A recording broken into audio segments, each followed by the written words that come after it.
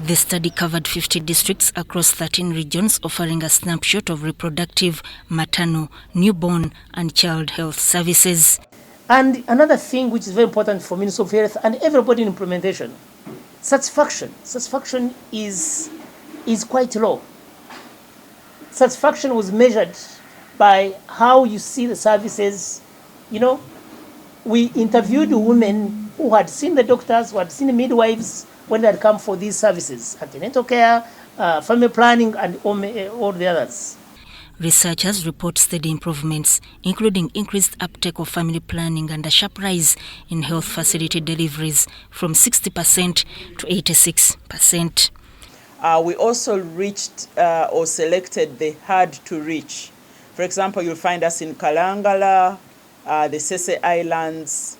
We selected hard to reach areas in Karamoja, the refugee hosting districts, and also the host communities within those districts. But also we don't want to forget the urban poor. So in the cities, going to those communities, those pockets where we found the really poor people. Despite these gains, challenges remain. Why should we lose 189 mothers for every 100,000 live birth? That's unacceptable. Good progress, but it is still below standard.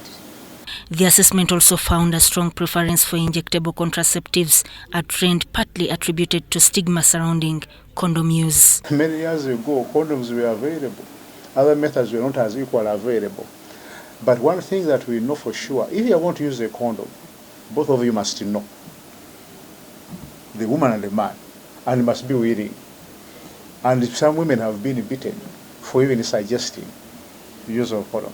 Then what other methods can empower a woman be empowered to use with or without the knowledge of a man to help her own health, but also the unborn child unintended to get, but also the man who would get into the challenges we have just discussed. Access inequalities remain a critical issue, particularly for persons with disabilities who continue to face barriers in obtaining essential health services. Family planning is not necessarily a medical intervention, but it is something for our own benefit, for development.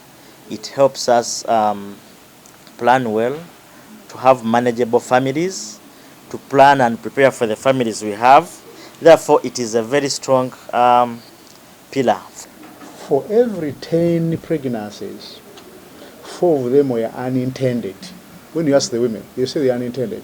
If you unintended them, then you end up aborting them using unsafe methods. Then you die, the child has died, the man is stressed, the woman is stressed. So how do you minimize or avoid getting unsafe abortion? For UBC News, I am Sudat Kaye.